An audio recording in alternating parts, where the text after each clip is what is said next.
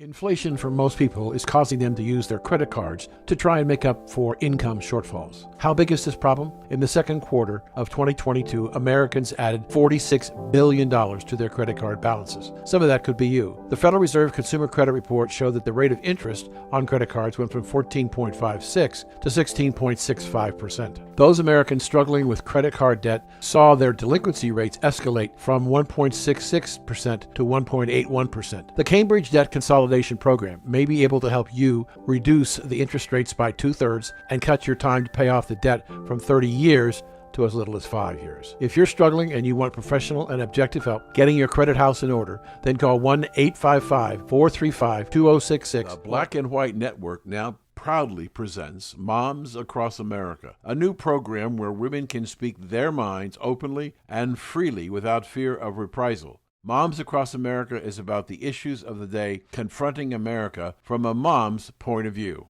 And now, here are the moms. Hello and welcome to Moms Across America. This is Vicki Tompkins with my co-host Annie. I'm so excited about our show today. We have Dr. Miriam Grossman with us, and I am excited to talk about her. But before we get started, I want to get one little commercial out of the way, and that's concerning the free Constitution. Remember, moms, you can get a free Constitution from ashbrook.org/Constitution. It is important that we know about our country and what our rights are so we can stand up when we need to. So let's get right into it. Annie, do you want to introduce Dr. Grossman and tell us all about her background? Absolutely. I had the pleasure of interviewing Dr. Grossman on my show recently, Southern Sense. She's a wonderful, talented, and highly intelligent woman who I greatly admire, Dr. Miriam Grossman. Good afternoon, Dr. Grossman. You're also the author of a newly released book called Trans Nation. Right. Well, hi to everybody. The name of the book is Lost in Trans Nation. Lost in Trans Nation, a child psychiatrist guide out of the madness. Yes, we certainly need that today. Yes, we do. Can I just jump right in here? I have a question. Okay, so I am hearing a lot about what's going on with the transgender and children, especially, that just makes me pretty upset. But why do you think there's such a push to make a mental issue a physical situation of cutting off body parts or surgically removing children's body parts? Why do you think that is happening? Well, that's a big question. Certainly there's a lucrative, it's a very lucrative industry. Each child that is placed on blockers and then hormone therapy and then surgeries, they're worth about $1 million to the pharmaceutical, in terms of their entire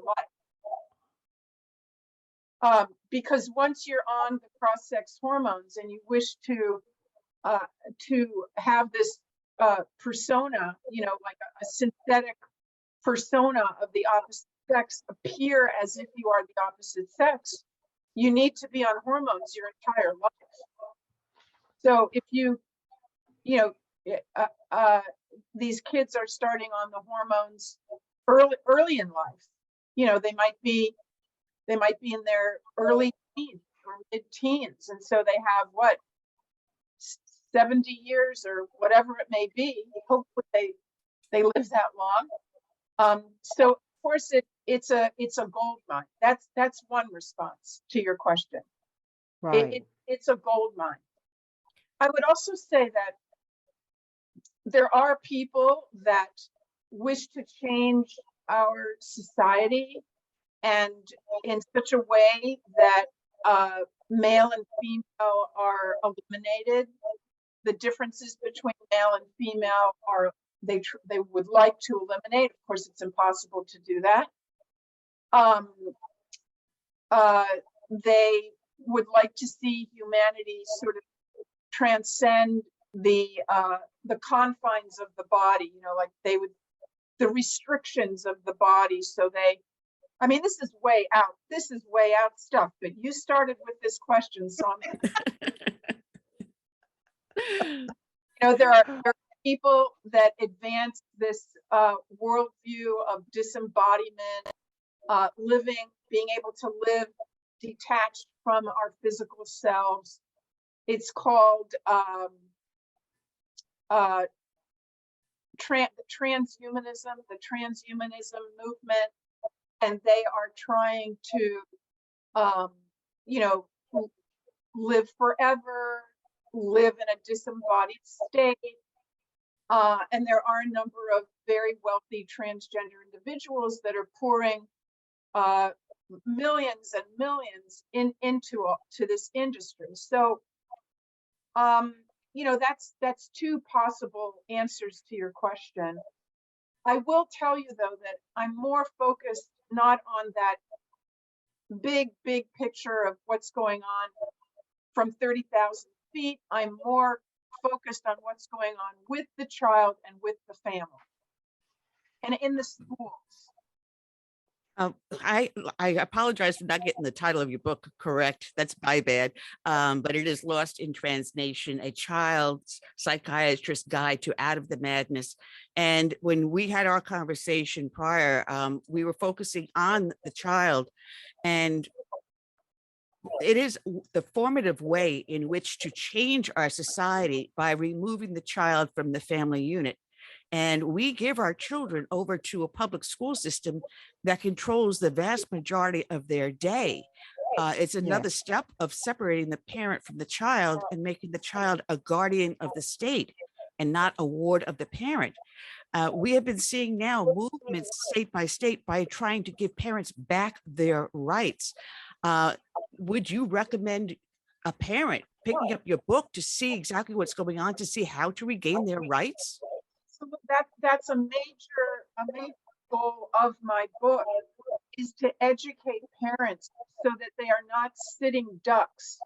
I've seen so many families that were blindsided and they just happened to find out that their daughter, for example, is using the boys' bathroom at school, and that all her peers and teachers and everyone at school is calling by a boy's name. Parents have the right to direct their child's education and their child's medical and mental health care. The Constitution is very clear on this. Parents have a constitutional right. And so, yes, I am educating parents, and I have an entire chapter on that issue. Schools, you know, school is starting in a few weeks. Parents have to be aware that some schools are actual indoctrination centers for this ideology, this belief system. I like to call it a belief system. It is not based in science. It is not based in medicine. It is an irrational belief system to think that people can be born in the wrong body. So yes, my book is it provides parents tools that they need in order to know what's going on at school and to put the school on notice that you will not agree to any sort of your child being exposed to any of the gender ideology. You do not agree to your child joining any clubs in which she or he will be learning gender ideology. You do not agree to your child meeting with any guidance counselor at the school without you being informed and without your permission. I want parents to understand that some schools are actively undermining the rights of parents. And I explain and I tell those stories in the book. So I want parents to be informed before school starts. You have to understand these schools, as you mentioned, Anne, that there can be an agenda. An agenda of placing a wedge between a child and their loving and devoted parents. And in some of these schools, the teachers, the principals, and the guidance counselors think that they know better than you do what's good for your child. Well, you said Yes, I something. can. Oh, I'm sorry, Vicky. She said something very, very important, and she used the word industry when dealing with this transgenderism, transhumanism movement we are seeing. And when you use the word industry, it flashed back to a lot of things that I've been noticing, and it was made public in the Loudoun School District in Virginia when parents started to stand up. They started off with critical race theory, diversity, equity, and inclusion. They moved it and included now transgender, but it is a multi-billion dollar industry. So now the taxpayer and the parents and the teachers are on one level. They're being completely cut out from what the school district is doing. And it's the industry and the school district, and our tax dollars are just going through this huge funnel. And as I'm seeing now, that between 2000 and now, school budgets have increased 6 times what would be a normal increase be. And this is what we're fighting. We're fighting a massive industry. Is that not true? Oh, I would agree that we're fighting a massive industry. Yes. It's powerful, it's extremely well funded, but there is so much that parents can do. And that's why I wrote the book.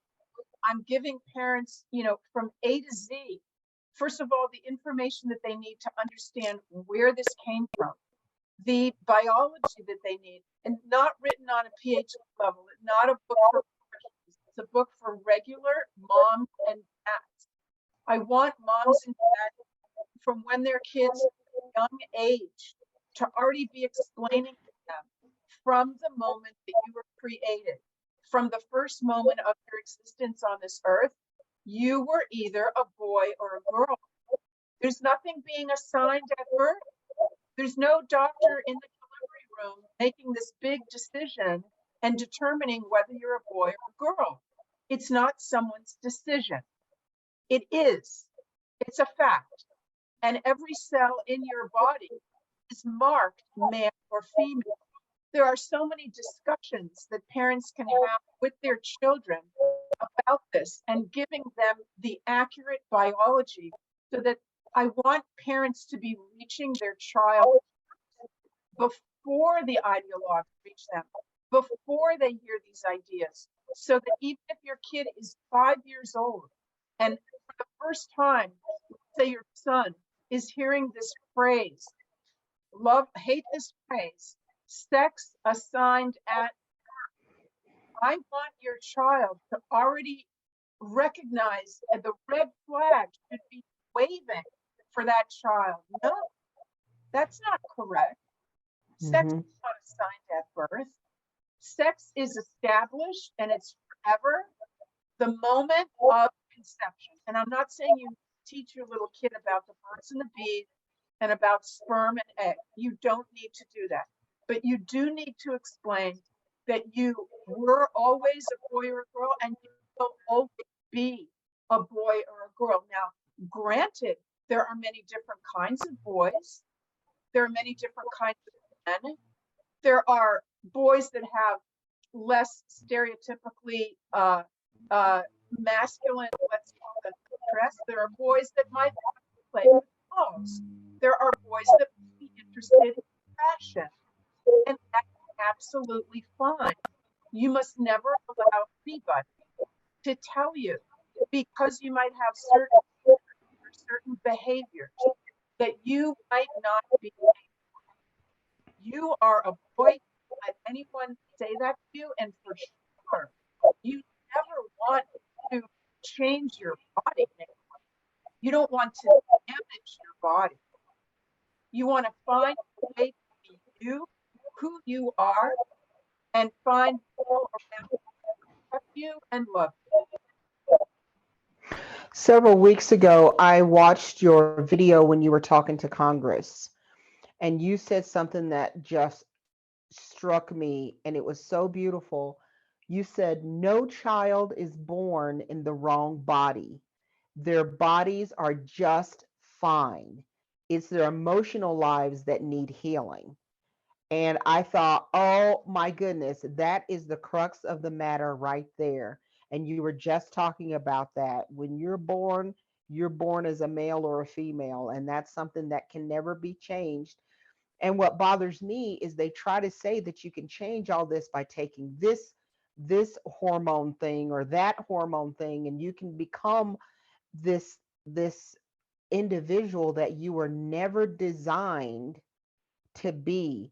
So I was literally cheering when I heard you say that, and it just, if people could realize you are beautifully made as that male or female that God created you to be, and there's just such a push to get God out of everything. Now we're trying to get children to believe that God made a mistake.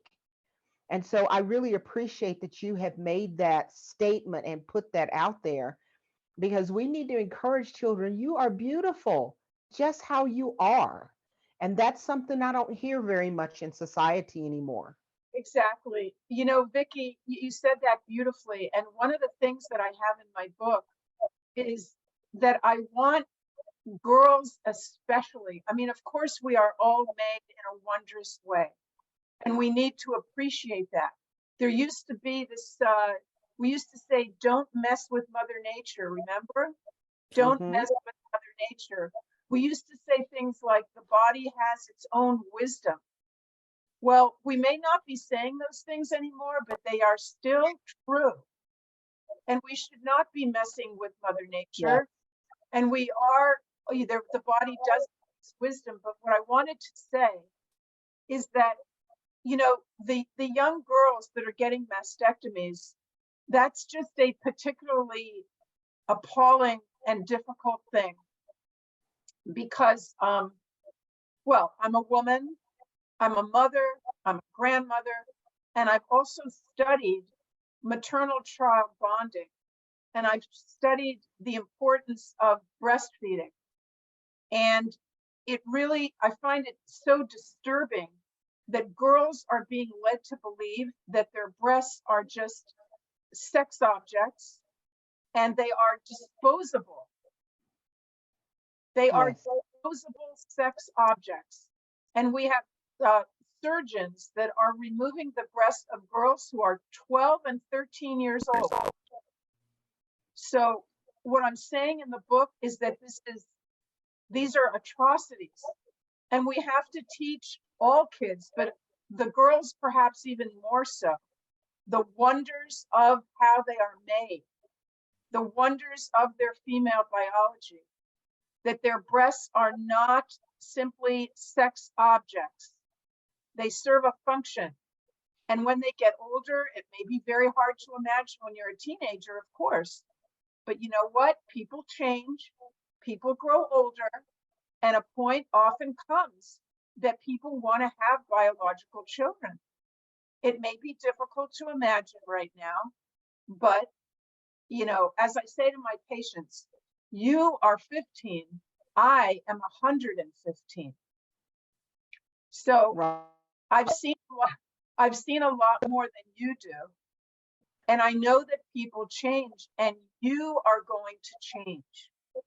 The idea that we are removing the breasts of these little girls, there are no words for how terrible that is, in my opinion. We're going to take a commercial break and come back, and I want to get into that part of the sexualization of children, what is happening, and how they can be affected by these body part removals and everything else that goes along with that. So we'll be right back here in a minute.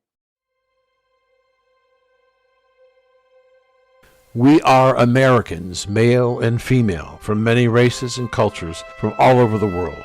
One thing above all else is we are patriots who protect our nation and defend, when necessary, our Constitution from attacks both foreign and domestic. Today, as American patriots, we must take back our country from those who want to destroy it and us. We must start by taking back our children and their education. Parents, not unions, should be in charge of our children's education. We must be sure that they are taught about the greatness of America and its people. Our children should not be indoctrinated with the belief that parents are racist and are evil and trying to destroy the world. As patriots, we must take back our country from foreign nations who want to destroy us and our way of life. Yes, as patriots, we want America to be first. We want an open and fair trade policy, energy independence, safe cities, and secure borders where we can grow and prosper as a nation of free people. Become an American patriot. Help take back America by voting Republican. Okay, and welcome back to Moms Across America. I'm Annie with my co-host Vicky, and our guest today is Dr. Miriam Tonsum, who wrote an awesome book called Lost in Transnation, a child psychiatrist guide out of the madness, available up on Amazon, also on Kindle. It touches the whole range of subjects on transgenderisms with our children, and it's a guidebook for parents and for people that have someone in their family with a child that is being brainwashed into this new transhumanism, transgenderism. And you trace it from the history of it, also equating the fad to what we had in the 1950s of the frontal lobotomies, a van coming to a neighborhood near you. And this has become basically the latest fad. And as we see our kids go through school, at one point it was bulimia.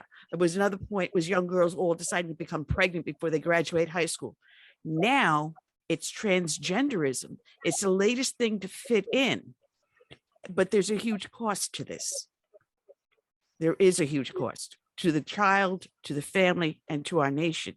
And can you elaborate on what that cost is? Oh, I know I hit you with a big one. yeah.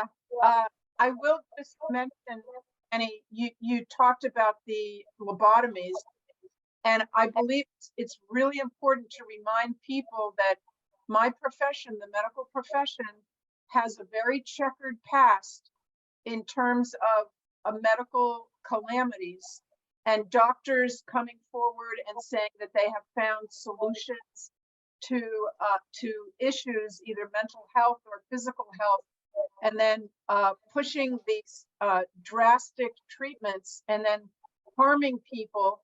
And we realize at some point that it's not at all a solution, it's actually a catastrophe. And what happened with the lobotomies is that a doctor came up with the idea that people with mental illness and behavioral problems would benefit from having part of their brain severed, sort of separated from the rest of their brains. And he devised an intervention, let's call it, in which a sharp tool was inserted into the brain. Either they drilled two holes in the brain, or they entered the brain through the eye socket. Very primitive surgery. And they performed these surgeries on tens of thousands of people. And in fact, the inventor of this procedure, this is important for people to know, got the Nobel Prize. So there was a time in history when everyone at the highest levels of medicine were convinced that this was just a great thing, a great solution. And, the sister of JFK, Rosemary Kennedy, was lobotomized. And the reason I'm bringing this up again is because we can only imagine that a family like the Kennedys living in Boston, Massachusetts, with their influence and their wealth, must have had access to the best doctors at the time. And those doctors must have said to that family, to her parents, this is the way forward for Rosemary. This is going to help Rosemary. There's a medical consensus. And they signed on the dotted line, and they lobotomized their daughter, Rosemary, who was then completely made into an invalid, institutionalized for the rest of her life due to that lobotomy. Now, I'm bringing this up because, unfortunately, it gives me no joy to say this, but we are now in the midst of another one of these episodes in medicine. We're in a dark period in which this gender affirming care is being promoted as the only solution for our kids. It's being promoted as the medical consensus, and this is what all the experts say, and all the big hospital centers. And so parents are signing on the dotted line. Now, you asked me what is the price that's being paid, and it's hard to know where to begin. But let's just begin with the fact with the children. So I would say, number one, the children are being led to believe a falsehood. They are being led to believe that their bodies are wrong, and that their mind and the way that they feel is primary, is more important than their bodies, and that they can deny what their bodies say they are and what their chromosomes say they are, and they will not pay a price for doing so. So I would say the very first harm is in lying to children. And when you agree to call your 8-year-old child or your 12-year-old child by a new name, new pronouns, and you allow them to use the bathroom of the opposite sex and to basically try and live as the opposite sex, and you tell the whole family and the school and the grandparents and the dentist and everybody, it is reinforcing in the child's mind something that can never be true. That child can never be, that boy can never be a girl. And so it is no favor to him, even though it is no favor to him to lead him to believe that. And we also have to ask what effect it has on a child whose brain is still developing to be dozens, hundreds of times a day, their new name and their new pronouns, and everyone saying she, her, and all the rest of it. What is it doing to that immature brain? We know that there's something called brain plasticity. And what that means is that with each experience that we go through, our brain registers that experience, and it creates memories, and it actually changes the wiring of the brain. Wow. So it's very reasonable to suggest, I'm not saying we've done studies or we have any brain scans or anything like that. We should be doing them though, but it is fair to suggest that the social transitioning, meaning the name, pronouns, etc., has an impact on the child's brain. And so instead of leaving the door open to perhaps getting to a point of being comfortable with who they are and with their body, we are more fixing that temporary, so that it makes it no longer temporary. In other words, it may have been temporary, and we know from many studies that have been conducted on a group of these kids, different than the teenagers that are now presenting, a different group of kids, historically, mostly boys, young boys. We know that those kids, the majority of them, are going to outgrow it. If they are not socially and medically transitioned, if we just watch them carefully and give them support and give the family support, and then allow them to go through their normal puberty. That puberty, those hormones are going to cause brain maturation. And that brain maturation itself may be a solution to their dysphoria. Are you following me? Absolutely. I mean, it's really amazing because I don't think people understand and realize the power of words, especially to children. Just to give you an example, my granddaughter, she's 8 years old. She's going into the third grade. She's being homeschooled now because of all the craziness that's happening in the schools. And she was telling her mom, I don't like how my teeth look. You can remember when your teeth started falling out and your permanent teeth came in and how big they were. in comparison to your baby teeth, and how you just look really strange for a few months, when those teeth were all coming out. So I sent her a picture of me when I was her age.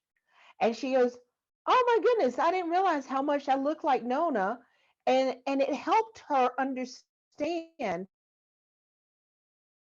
Oh, looks like we lost Vicky for a second if here. telling children that there's something that they're if we're telling children there's something that they're not, how can they get through it and be okay?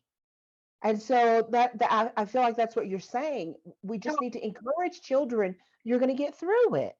yeah, I love that story, Vicky, because you see, when you get your adult teeth in there, your face is still pretty small, and and kids don't understand. They're gonna change. They're gonna get their face is gonna get larger, and their teeth are not gonna look that big. But because kids live in the moment, okay? Kids live in the moment, and so they want what they want in the moment. And if you say to them, you know, you may not want this next week, or you may next year, you may feel differently. They're not, their brains don't, their brains are immature, and their brains are functioning more on a level of feeling and not thinking of consequences and, the pros and cons of different decisions. And this is the whole reason why, for example, in the legal field, um, minors who commit crimes are tried in a different court. They're not tried as adults, Right. because we acknowledge that their brains are immature and they may be more impulsive, right? So that they may have done something dangerous or stupid, or they may have harmed another person, but because they're a minor, our legal system acknowledges that.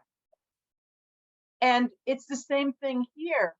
But you see, in this case, gender affirming care is calling on practitioners like myself to rubber stamp whatever the kid says. Just rubber stamp it. It doesn't matter how old they are. It doesn't matter how mentally ill the child may be. I'm supposed to rubber stamp it, and I'm just saying, no, I'm not going to rubber stamp it. So getting back to the damages, let's talk about the puberty blockers. Blockers are truly experimental, and that is why in a number of countries they have basically been banned outside of small clinical trials that are going to be performed in academic centers in which the kids will be watched very closely. But in general population, Sweden, Norway, Finland, and England have essentially banned blockers for these kids. Why? Because they have done very careful research and analysis of all the data, and they have concluded that there just isn't sufficient data showing that they're helpful in the long term. But there is information showing that they can harm these kids. They harm their bones.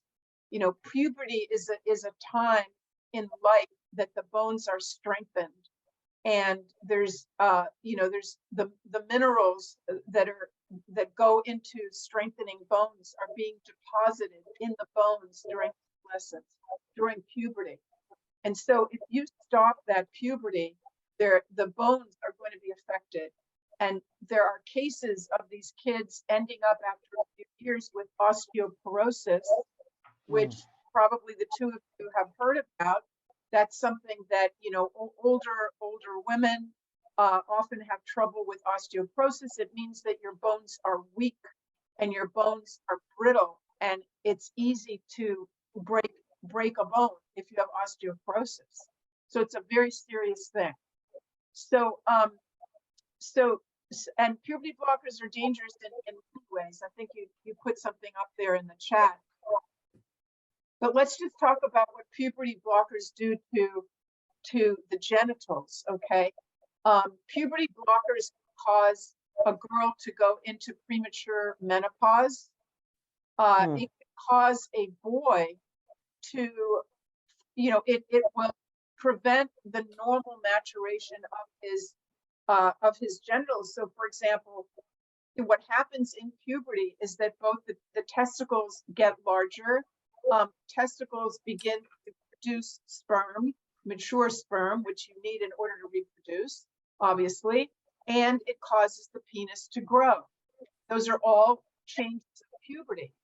Now, when you block that happening, let's say in a boy who's 10 or 12 years old, that means he will never, and then if he goes on to take estrogen, which vast majority of kids that are put on blockers, 90 or more percent of kids put on blockers are going to go ahead and be placed on the opposite sex hormone.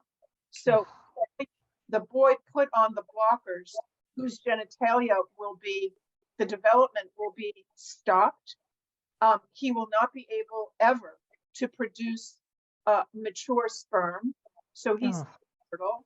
But in addition, his penis is going to stay very, very small. It's going to be the size of a child's penis. He will not have a normal sexual response. He will not have erections. He will not have orgasms.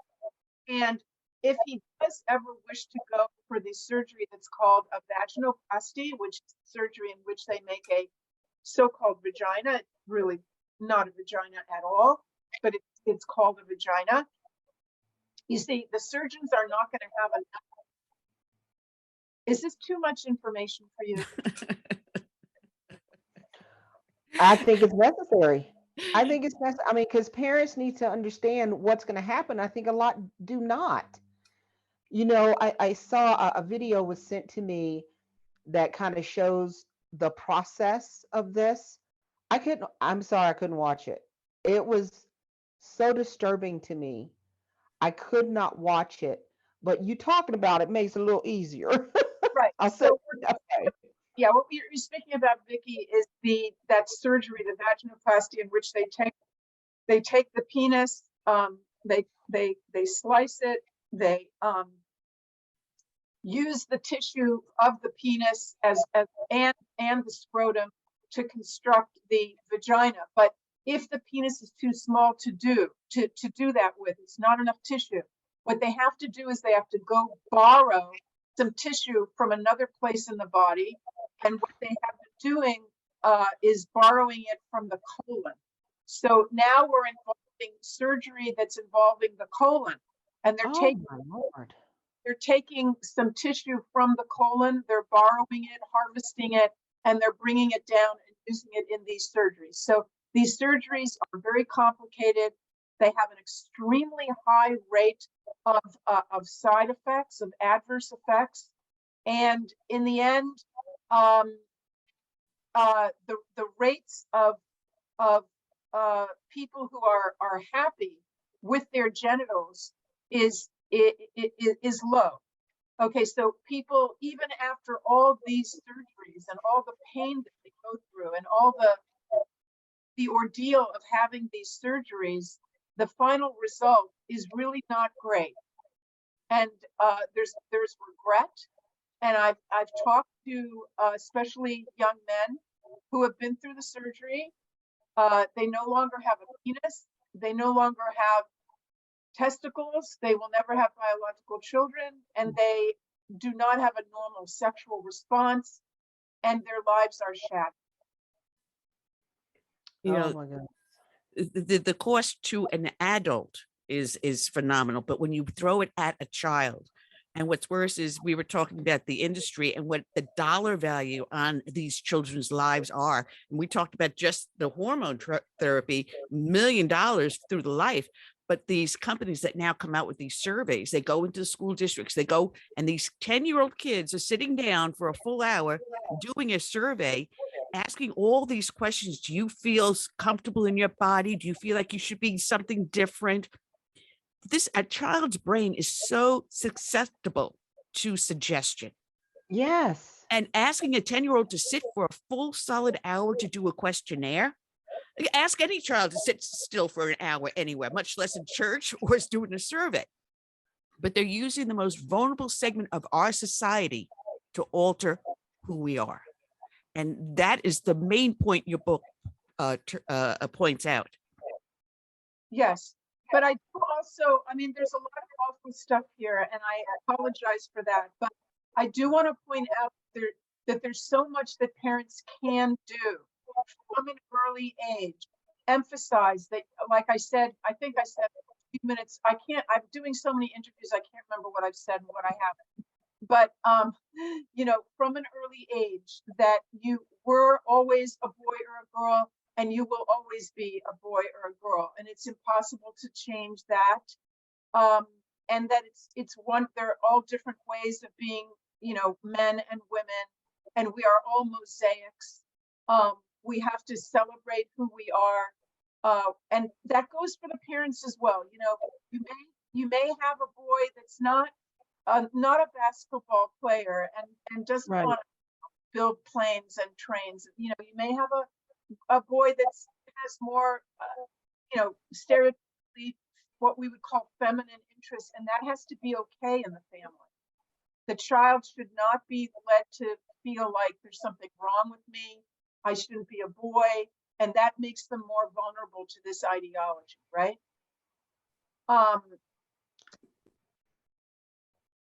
One of the things that I think about too with all of this, you know, there's this whole scenario of you know, reducing the population.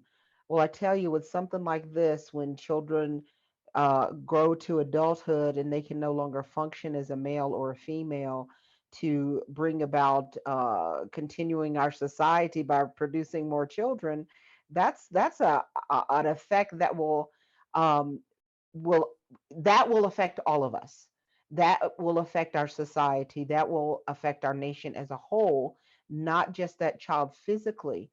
That affects families in the fact that you're not going to have grandchildren, you know, those types of things. And that's something, you know, as a grandparent, you look at that child and you're going, oh my goodness, it's going to continue. And to think about our society not having that any longer, that should terrify everybody. You know, I want to, yes, absolutely. I want to just bring up two more things I thought of while you were speaking.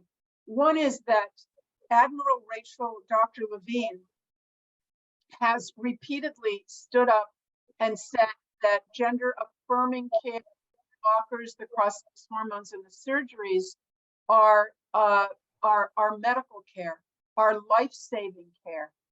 But the admiral, I call the admiral. I do not use the pronouns in my book. It's not an easy thing to do. It's very cumbersome, but I'm not going to use those pronouns. I will not have my speech compelled. So the admiral, there's an interview with the admiral from some years ago, in which the admiral says, I am so glad that I transitioned as an adult after I had my children, because I cannot imagine not having my children. Now, Wow. this is somebody who is standing, the second most powerful um, medical person in this country is standing up and saying to the parents all over this country that, yes, put your child on blockers, put your child on cross-sex hormones. This is the medical consensus that this is the proper care. Well, the admiral is advocating for these procedures that are sterilizing an entire generation and that will never experience the joy that the admiral had with the children and maybe grandchildren that the admiral will have in life. So I want to point out the incredible hypocrisy. I tell you, I'm so thankful for your book. And let me just remind everybody that the name of Dr. Grossman's book is Lost in Trans Nation, a child psychiatrist guide out of the madness. Moms, dads, whoever is watching, get this book. You can find it on Amazon. Dr. Grossman's website, miriamgrossmanmd.com. Go there. I'm sure you can get the book there, but get this book. Educate yourself. Go to your school board meetings and say no more. We've got to stand up for our children, because if we don't, who will? So that's the end of our show. And as always, moms across America, always thank you so very much for being with us today. I'm just so glad that you are out there and getting the word out to parents. It means Thank you, so Vicky. much. Thank I'm you. just going to say, if I could say one thing, there are on Amazon, there are bogus books they're tricking people into buying bogus books. So the best way to do it is either through my website, which you gave, there's a link there to Amazon, which is going to get you to the actual authentic book. And I'm also on Twitter, which is Miriam_Grossman, and there's also a link there. Please get the right book. And we'll also have a picture of the cover of your book so the parents will know as well. So that should help, having that on our show as well. So again, thank you so very much. And I wish you the best as you go out there and keep carrying the message. Thank you. Bye. Thank you for joining us today, and we'd like to hear your comments or questions. So go to bwradionetwork.com. That's bwradionetwork.com, and give us your questions or comments. And thanks for joining us today.